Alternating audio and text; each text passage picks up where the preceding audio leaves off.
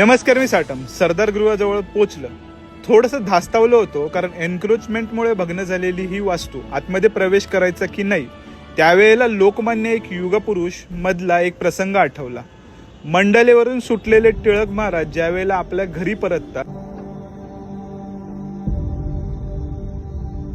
कोण है? या वाड्याचा मालक.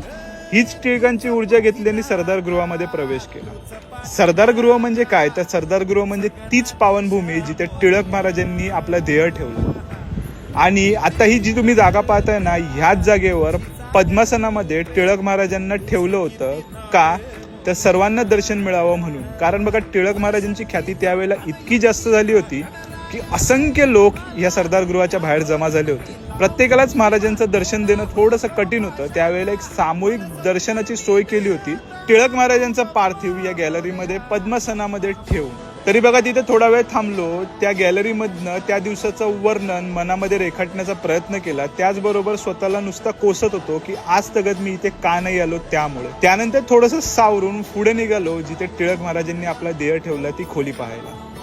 ती पुढच्या व्हिडिओमध्ये सांगेन. तोपर्यंत कनेक्टेड राहा. लाईक, शेअर, सबस्क्राईब करायला बिलकुल विसरू नका. बाकी गणपती बाप्पा मोरया, मंगलमूर्ती मोरया, टिळक महाराजांचा विजय असो.